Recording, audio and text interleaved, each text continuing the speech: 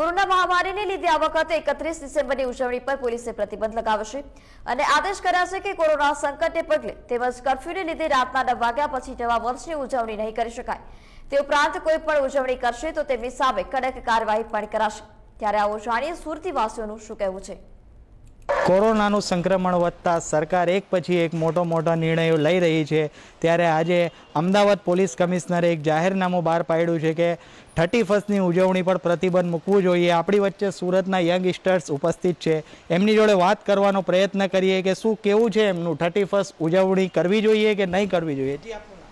લલિતા સોસા, મારું એવું કેવું છે કે ઓનલી ફોર તહેવારો હોય ત્યારે જ કેમ જાહેરનામું બહાર પાડવામાં આવે છે ને ત્યાં એ પહેલાં કેમ નથી બહાર પાડવામાં આવતું? તો મને એટલે મારે નોર્મલી બધાના માટે જ આ ક્વેશ્ચન છે કે શું તહેવારોમાં જ કોરોના હોય છે ને પછી જ્યારે અત્યારે ઇલેક્શનનો પણ માહોલ ચાલી રહ્યો છે ને ઘણી બધી જગ્યા પર મિટિંગ્સો થાય છે, સભાઓ થાય છે, ઘણી બધી પબ્લિકો ભેગી થતી હોય છે, તો ત્યાં કોરોના નથી થતો। જ્યારે દિવાળી આવી ગઈ તો કોરોનાનો માહોલ આવી ગયો અને દિવાળીના ટાઈમ પર પણ કોઈ એવું જાહેરનામું પણ બહાર નહીં પાડ્યું હતું, ફ્રીલી બધાને આપી દીધું હતું શોપિંગ્સ માટે, હરવા ફરવાનું બધું। જેવી દિવાળી ખતમ થઈ કે તરત જ પાછું રેસ્ટ્રિક્શન આપી દીધું કે ચલો હવે બધાએ પોતપોતાની રીતે સેફ રહેવાનું છે અને કેર કરવાની છે। તો શું ખાલી તહેવારોમાં જ કોરોના આવે છે?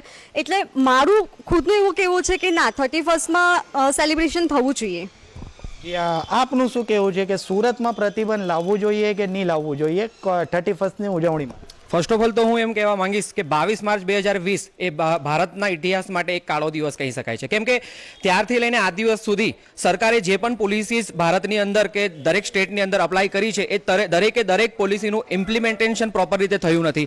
નો ડાઉટ આપણે ઓલ યુનિવર્સની જો આંકડાને ફિગર એનાલિસિસ કરીએ તો કોરોનાની જે સંક્રમણ છે એ ખૂબ જ ઘાતક છે સમાજ માટે કે પછી પબ્લિક માટે। તો એના માટે આપણે પ્રિકોશન્સ લઈએ છીએ। ગવર્મેન્ટે જ્યારે જે પોલિસીસ અપ્લાય કરી છે એના માટે આપણે એને આવકારી છે અને એના પ્રમાણે આપણે દરેક પ્રિકોશન્સ લીધા છે। પરંતુ સરકારની જે નીતિ છે એ દોહરી નીતિ છે।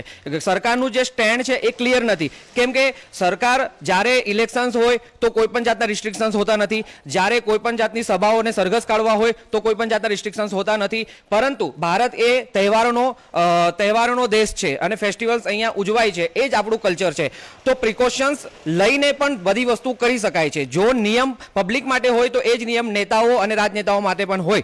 હવે વાત કરીએ આપણે 31ની, તો અમદાવાદમાં હાલમાં આજના જાહેરનામા પ્રમાણે 31 ઉપર પ્રતિબંધ ફરવામાં આવ્યું છે। પરંતુ મારું એમ કહેવું છે કે બીઇંગ અ સુરતી, હું એમ માનું છું કે પ્રતિબંધ ફરવા આવે અમે એને આવકારીએ છીએ, પરંતુ એ વસ્તુને પણ તમે પ્રિકોશન્સ લઈને કે પછી કાળજી રાખીને પણ લિમિટેડ સંખ્યામાં, લિમિટેડ પબ્લિકમાં લોકોને વધારે પ્રમાણમાં ભેગા નહીં થવા દેવામાં આવે અને જો સેલિબ્રેટ કરવા દેવામાં આવે તો પણ એ વસ્તુ પોસિબલ છે। કેમ કે સરકાર જે નિયમો બનાવે છે અને જે પોલિસીસ અપ્લાય કરે છે એનાથી લોકોના હોટલ બિઝનેસની વાત લઈ લો કે પછી સમગ્ર એવા કેટલાય બિઝનેસો જે છે જે એના ઉપર ડિપેન્ડન્ટ છે, સમય ઉપર આધારિત છે। તો સરકાર ગમે ત્યારે કર્ફ્યુ અપ્લાય કરી દે છે, ગમે ત્યારે લોકડાઉન કરી દે છે, જેના લીધે લોકો કન્ફ્યુઝ છે કે કરવું તો શું કરવું। કાં તો તમે બંધ કરો કાં તો તમે શરૂ કરો, અને જો કરવું હોય તો પ્રોપર નીતિ નિયમ પ્રમાણે અને પ્રોપર આંકડાઓ એનું એનાલિસિસ કરીને અને પછી એક નીતિ નક્કી કરે તો અમે સરકારના દરેક નિયમ સાથે અને દરેક ડિસિઝન સાથે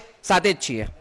જી, તો આ હતા સુરતી લાલિયાઓ, જેમનું કહેવું છે કે જો સરકાર પ્રતિબંધ મૂકે તો તેમણે રાજકીય પાર્ટીઓ ઉપર પણ પ્રતિબંધ મૂકવું જોઈએ, સભાઓ ઉપર પણ પ્રતિબંધ મૂકવું જોઈએ। ફક્ત યંગસ્ટર અને 31ની ઉજવણી પર કે પ્રતિબંધ મૂકવું એ યોગ્ય નથી। કેમેરા પર્સન સાથે પરવેશ કુરેશી, ઇન્ડિયા ન્યૂઝ ગુજરાત।